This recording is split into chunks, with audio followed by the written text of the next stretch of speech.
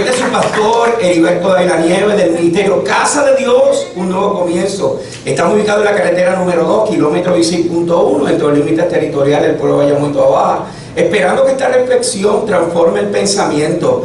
Quisiera que pusieras total atención, ¿verdad? Buscaras la Biblia y tomaras un tiempo y se lo dedicaras al Señor, porque sé que esta palabra refrescará tu alma y podrás entender los misterios, la revelación, los tesoros escondidos que dice el apóstol Pablo que serán de bendición. Así que sin más preámbulo, voy a pedirte, ¿verdad? Y a cada uno de nosotros que busque en Éxodo capítulo 14, versículo del 12 al 16, ¿verdad? Como texto audio, pero comencemos desde el versículo 1 de Éxodo capítulo 14. Todos sabemos que cuando hablamos de Éxodos, hablamos de la persona de Moisés, ¿verdad?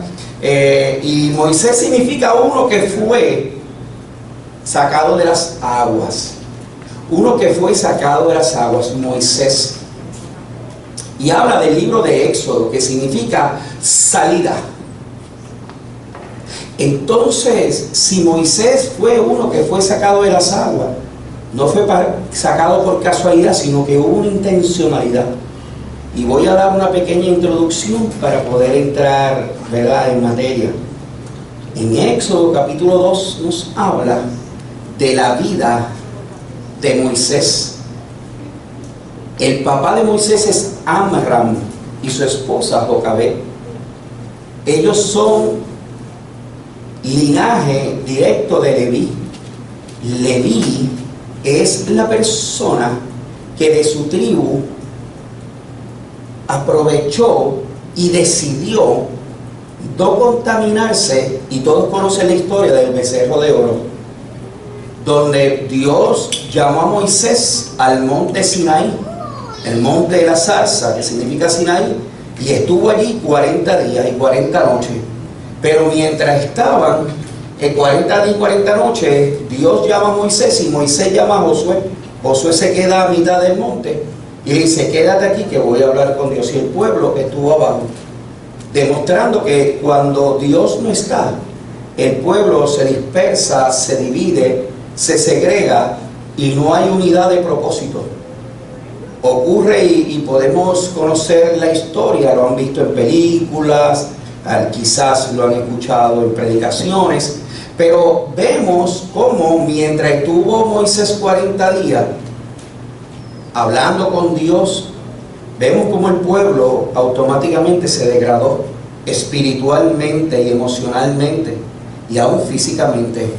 Es que cuando tú estás alejado de la presencia de Dios, tú existes y no vives.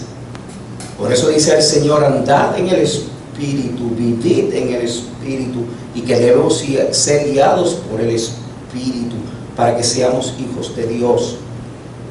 Eso está contenido en Gálatas 5:16, 5:18, 5:25 y Romanos 8:14 para los que quieren estudiar. Pero entonces hay algo interesante y vemos cómo ellos, tanto Amram como Jocabed, se casan. Moisés, que significa uno que fue sacado de las aguas. ¿Pero de qué aguas? Las aguas del río Nilo. El río Nilo es el río más caudaloso que había en Egipto y el más grande y el más importante que había en Egipto, y en medio de la escasez de agua, porque en Egipto llueve una vez hasta 2 veces en el año. Es una sequía total. ¿Y qué es lo que hacían? Que cuando llovía y el río aumentaba, hacían cauces, abrían cauces para que el agua se metiera en esos cauces, y ellos ahí podían controlarla, no solamente para tomar agua, sino también para refrescar los animales y la vegetación, porque sabían que no volvería a llover, porque llovía una vez al año y quizás 2. El sol es impresionante. Y el polvo es Sahara. Todos saben que cuando llega a Puerto Rico y otros lugares, ustedes ven que hay una neblina. Allá el sol no se ve. Yo estuve allí, el sol no se ve. Tú lo más que puedes ver es la aureola, cuando en el mejor de los casos. Pero el sol, como nosotros lo vemos tal, no se observa. Porque la neblina, el air pollution es tan impresionante que no lo ves. Tú lo que ves es que está el día, pero el sol no lo ves. Entonces, y el calor es infernal. Por el día es violento, sin embargo en las noches el frío es intenso, pero intenso. Crean los dos polos opuestos. Por el día un calor infernal y por la noche un frío espectacular. Amram y Jocabed se casan y tienen a esos 3 hijos, y tienen a Moisés, que significa uno que fue sacado de las aguas. Amram y Jocabed, siendo sus padres, intentaron cuidar a Moisés, que era el bebé, pero dice que no pudieron. En el versículo 2 de Éxodo capítulo 2 dice que no pudiendo poder cuidarlo más, porque Faraón quería, tipo de Satanás, quería destruir al pueblo judío, pero dijo que todo aquel niño que tuviera menos de 2 años estaría muerto, lo matarían. ¿Por qué? Porque había una profecía que de ahí vendría el Salvador del mundo. Pero no solamente el Salvador del mundo, como pasó en Mateo, cuando todos saben los magos de Oriente, sino también una persona que sería el gran libertador, refiriéndose a Moisés. Y ellos no pudieron esperar más. Dijeron, es posible que maten a Moisés. Hicieron una canastilla de junco. Lo que hicieron fue como si fuera un arca. Una canastilla, lo calafatearon con brea, como nosotros le llamamos a los Moisés, las madres que ponen a los niños en esas canastillas, pues exactamente lo mismo. Y lo puso encima del río Nilo, río caudaloso. Pero río Nilo significa tenebroso. Yo quiero que ustedes sepan que el río Nilo en la antigüedad significaba que era un dios. El río Nilo era un dios.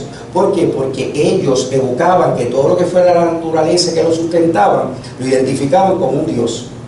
Entonces significa en hebreo el río Nilo tenebroso, oscuro, muerte. Entonces Amram y Jocabed cogen al niño, lo ponen un castillo y lo ponen encima de las aguas. Quiere decir que desde ya podemos entender algo simple, y es que Dios, en medio de las aguas turbulentas de la vida, siempre asegura ese castillo, esa arca, para que nosotros flotemos por encima de las adversidades, por encima de los problemas. Por eso vemos a Jesús caminando por encima de las aguas. Es que en medio de los problemas de la vida, nosotros estamos programados y un destino profético que espiritualmente caminemos por encima de los problemas de la vida, incluyendo desde niños, porque es un destino profético que nosotros alcancemos ese destino en medio de los problemas y las circunstancias de la vida. Estamos hechos, concebidos, destinados a caminar y vivir por encima de los problemas de las aguas. Todos conocemos Génesis, cuando Dios le dice a Noé, hazte un arca de gofet y calafatearás con brea. ¿Por qué? Porque es un arca, es un lugar que representa a Jesús mismo, tipo de salvación. El arca representaba a Jesús, que salvó obviamente a una humanidad que estaba descarriada, perdida, y antes de destruirla le dio la oportunidad a Moisés, a su esposa, a sus 3 hijos y sus 3 nueras, para salvarlos. 8 personas, que significa nuevo comienzo. Entonces ellos lo que hacían es, por algo, están viendo ese logo, y esto, ¿verdad?, en la parte del frente, el tipo de la cruz, la salvación que va delante de ti. Sigue reflexionando y entendiendo que el arca no tenía, lo había dicho anteriormente, no tenía motor, ni tenía tampoco remos. Estaba diseñada para flotar, estaba diseñada para confiar. Y mi esperanza es saber que en medio de las circunstancias el Señor te tiene entre sus brazos. En medio de los problemas de la vida debes entender que Dios dijo que estaría contigo todos los días hasta el fin, y que no te dejaré hasta que haya hecho lo que te he dicho, que el bien y la misericordia te seguirán todos los días de tu vida. Entonces Dios sabía y estaba claro que Él había diseñado un plan, que Él lo había hecho antes de la creación del mundo, y había determinado que Moisés, querían, el gran libertador en el Antiguo Testamento, querían destruirlo, al igual que Jesús. Ambos, 2 libertadores, uno en el Antiguo Testamento, otro en el Nuevo Testamento, ambos con menos de 2 años. El mundo quiere destruir, y si nosotros ponemos una persona, pero ¿qué tal si son sueños? ¿Qué tal si son propósitos y destinos? ¿Qué tal si es una familia? ¿Qué tal si es tu relación con Dios?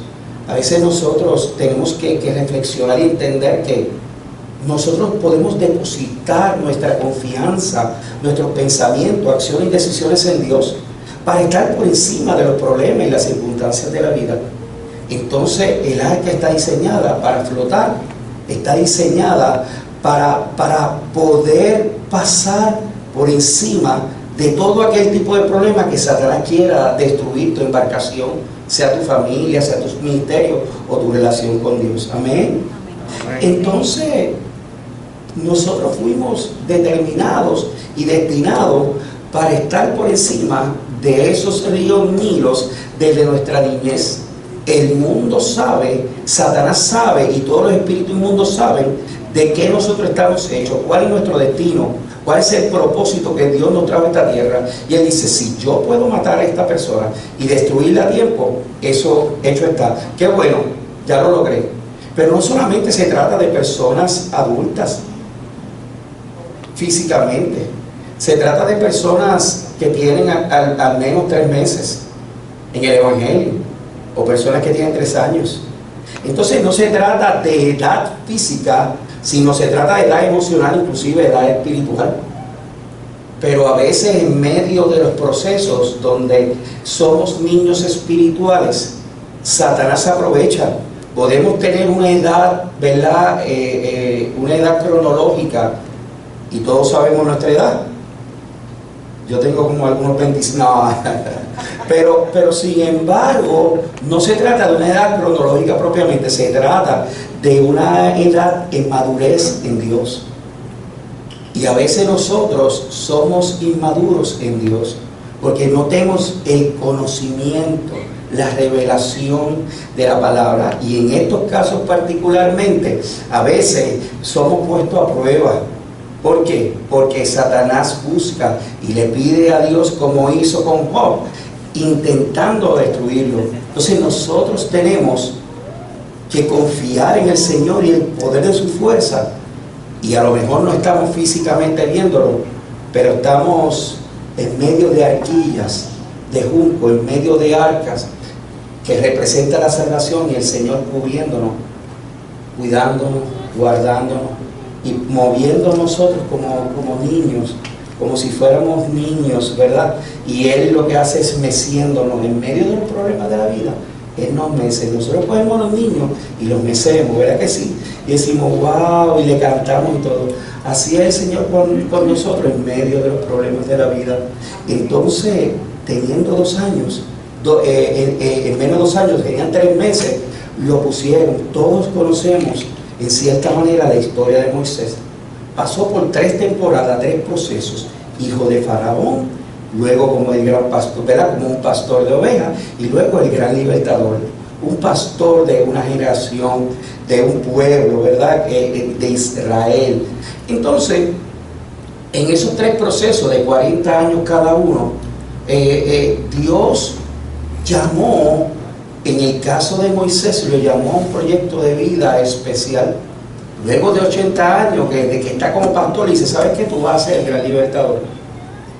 Y cuando lo llama el gran libertador, empezaron las excusas, no, pues yo soy tartamudo, no, lo que pasa es que yo no puedo. Y pasan tantas cosas en la vida que nosotros le damos excusa a Dios, pero la excusa solamente sirve para aquel que las da. Porque Dios no acepta las excusas de nosotros, sino Dios toma por asalto tu pensamiento, te conquista el pensamiento, tus acciones y decisiones, y te empuja hacia el destino profético, lo que Él quiere.